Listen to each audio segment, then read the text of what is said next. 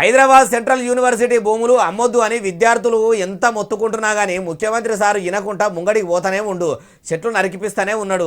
అందుకే పేరు మోసిన పెద్ద ఏషకాలు కూడా ముంగడికి వచ్చి హెచ్సియు భూములు అమ్మొద్దు అంటారు. సీఎం సారు విద్యార్థుల మాట ఎట్లాగో ఇంటలేడు, ఆఖరికి వీళ్ళ మాట నన్న ఇంటడో ఇంటే బాగుండు.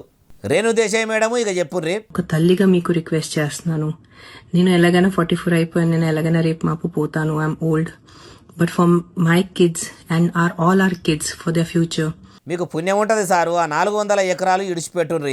ఇంకా ఏమన్నా భూములు తీసుకొని మీరు ఏం చేయాలనుకుంటారో ఆడ ఆ పనులు చేయండి. అంతేగాని హైదరాబాద్ సెంట్రల్ యూనివర్సిటీ స్టూడెంట్స్కు మంచి గాలి అందకుండా చేయకుండ్రి.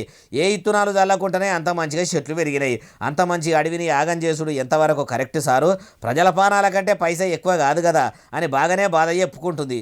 ఒక తల్లి లెక్క పిల్లల బాధ చెప్తున్నా అన్నది కాబట్టి సారుకు కూడా ఓ బిడ్డే ఉన్నది, బిడ్డకు కొడుకు కూడా ఉన్నాడు.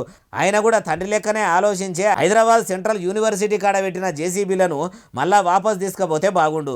మేడము, తెలంగాణలో పిల్లల గురించి తల్లిగా మీ ఆరాటం బాగానే ఉన్నది. అట్లనే అమ్మగా ఇంతే పెద్ద మనసుతోని మీరు కూడా ఆంధ్రప్రదేశ్ ఉప ముఖ్యమంత్రిని కూడా మీ నోటితోని ఒక మాట అడుగుండ్రి.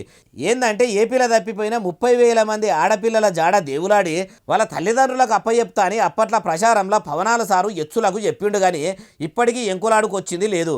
మర్చిపోయిన వాళ్ళ పిల్లలను యాది చేసి వాళ్ళ అమ్మా నాయనలకు లేని దుఃఖాన్ని పెట్టిండు.